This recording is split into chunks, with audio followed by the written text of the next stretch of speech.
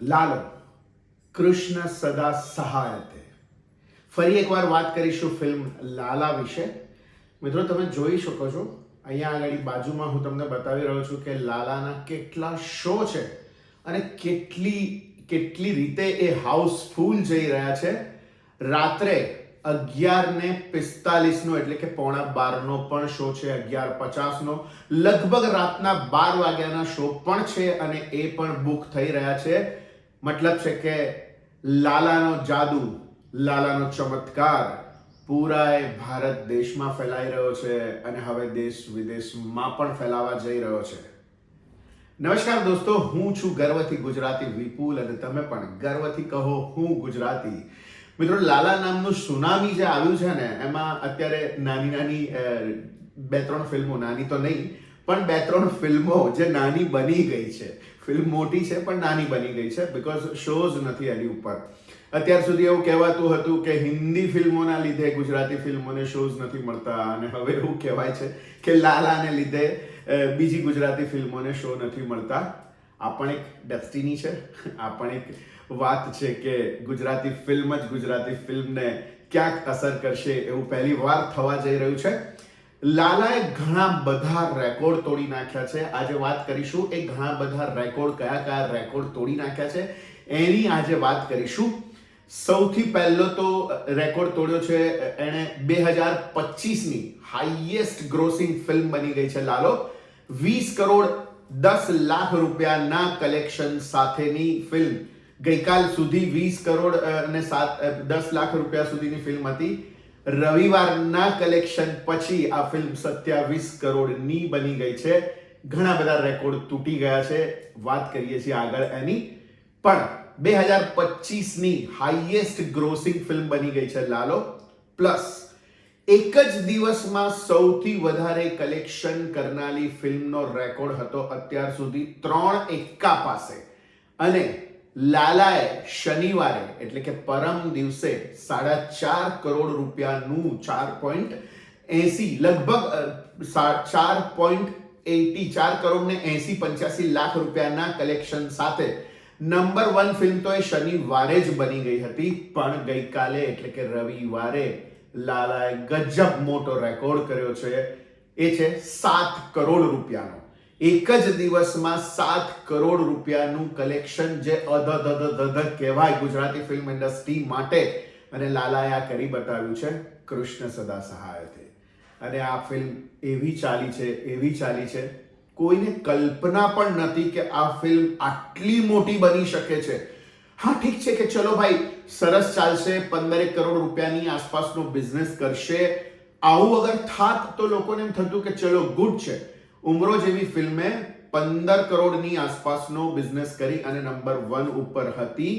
ચણિયા ટોળીએ એને 10 કે 12 દિવસમાં એનો રેકોર્ડ તોડી અને નંબર 1 ઉપર આવી ગઈ. પણ ચણિયા ટોળીના ભાગ્યમાં એ નહોતું લખ્યું કે લાંબો સમય સુધી 2025ની નંબર 1 ફિલ્મ બની રહે. લાલો પાછળ તૈયાર હતી એનો રેકોર્ડ તોડવા માટે અને લાલાએ ચણિયા ટોળીનો પણ રેકોર્ડ તોડી નાખ્યો.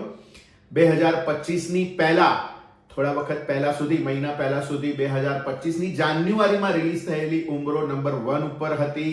ચણિયા ટોળીએ હમણાં અઠવાડિયા 10 દિવસ પહેલા એનો રેકોર્ડ તોડીને નંબર 1ની પોઝિશન ઉપર આવી ગઈ 16-17 કરોડના બિઝનેસની સાથે. અને લાલાએ એક જ દિવસમાં 4.5 કરોડ રૂપિયાનો બિઝનેસ કરી. શનિવારે 4.5 કરોડ રૂપિયા ઉપરનો બિઝનેસ કરી અને નંબર 1 બની ગઈ. અને રવિવારે 7 કરોડનો બિઝનેસ કરીને 27 કરોડ રૂપિયા સાથે એ ટોપ પોઝિશન ઉપર બેસી ગઈ છે. એટલે કે 3 એક્કાનો લાઈફ ટાઈમ કલેક્શનનો રેકોર્ડ પણ લાલાએ તોડી નાખ્યો છે.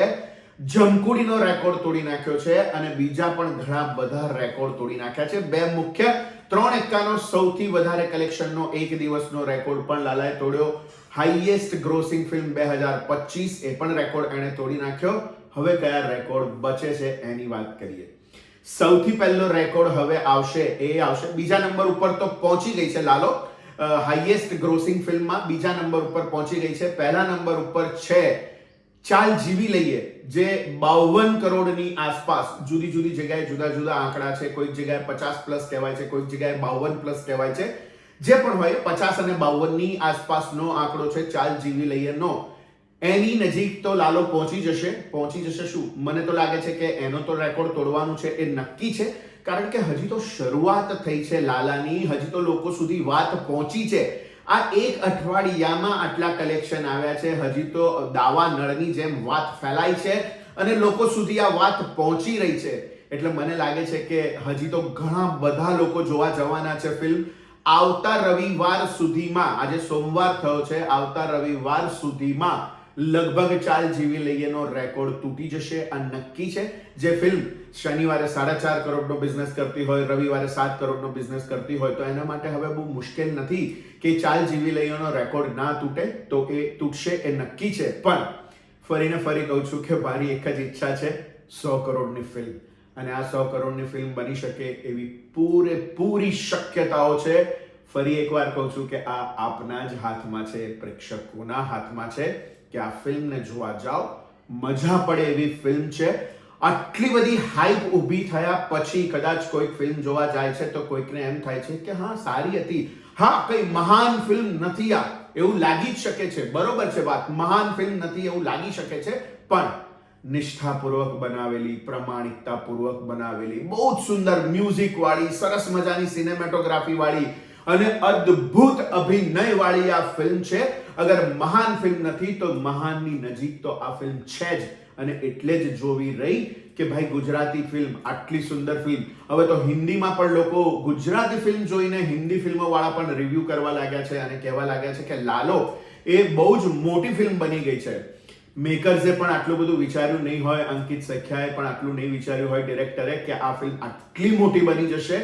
ઇન્ડસ્ટ્રીની કોઈ પણ વ્યક્તિએ આવું નહીં વિચાર્યું હોય કે આ ફિલ્મ આટલી મોટી બની જશે, પણ આ ફિલ્મ એટલી મોટી બની ગઈ છે બીકોઝ ઓફ બહુ જ પ્રમાણિકતાથી, નિષ્ઠાપૂર્વક અને આ ફિલ્મને બનાવવામાં આવી છે.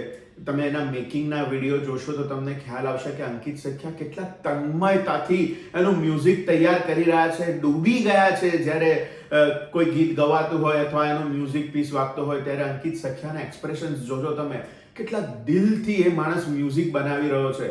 અને આ જ નિષ્ઠા એમની કામ કરી ગઈ છે, એમની પ્રમાણિકતા, ફિલ્મ પ્રત્યેની પ્રમાણિકતા કામ કરી ગઈ છે. અને લાલો અત્યારે સર્વત્ર છવાઈ ગઈ છે. એવું નથી કે લાલાનું નામ છે એટલે લાલો ફિલ્મ ચાલી ગઈ છે, એ પણ એક ચમત્કાર તો છે જ છે. એને પણ માનવું જ પડે કે લાલો ચમત્કાર કરી શકે છે. આ ફિલ્મ માટે તો એ વાત બિલકુલ સાચી પડી જ શકે છે. પણ તેમ છતાં આપણે થોડી અલગ રીતે વાત કરીએ, વૈજ્ઞાનિક દ્રષ્ટિએ વાત કરીએ અગર, કે ચમત્કાર ભગવાન જેવું કશું નથી. ધારો કે કોઈ એમ કહેતું હોય કે ભગવાન જેવું કશું નથી, તો શું વર્ક કર્યું છે આ ફિલ્મમાં? એ છે દરેકે દરેક કલાકારોની અને મેકર્સની નિષ્ઠા. બહુ જ નિષ્ઠાપૂર્વક એમણે આ ફિલ્મ બનાવી છે, દિલથી ફિલ્મ બનાવી છે.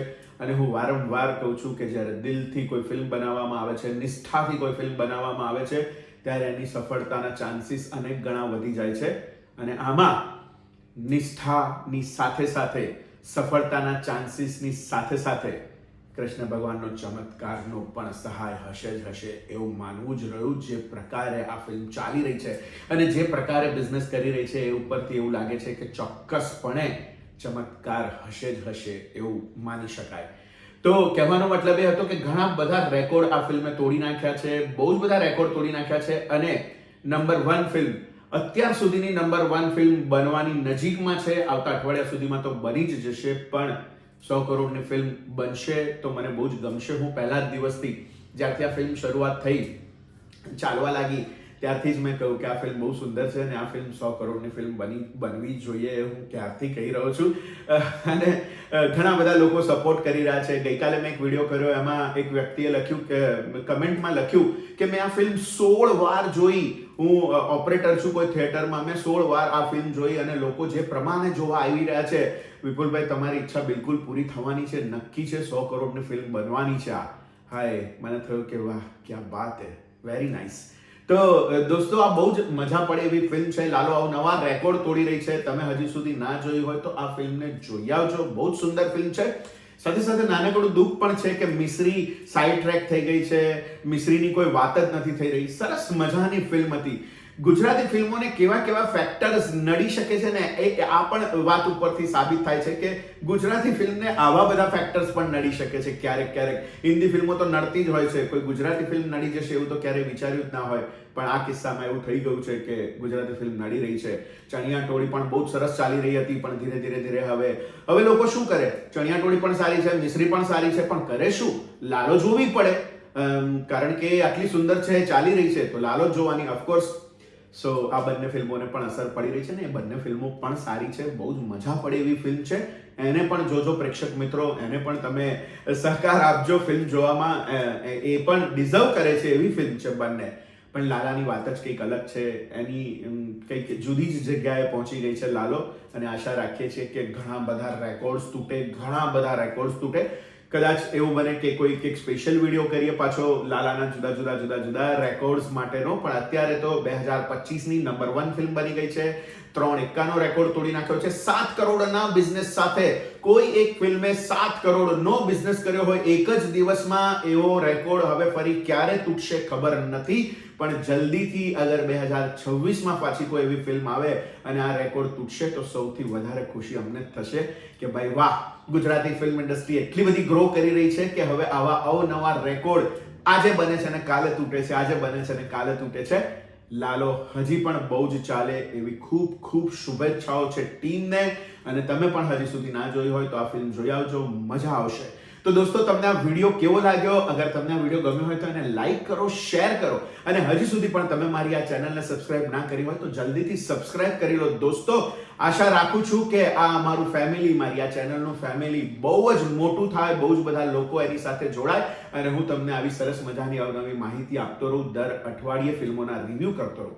તો મળીએ દોસ્તો નવા વિડીયોમાં નવી વાત સાથે. ત્યાં સુધી સ્વસ્થ રહો, મસ્ત રહો, અને લાલો જોવાનું ચૂકતા નહીં. આવજો.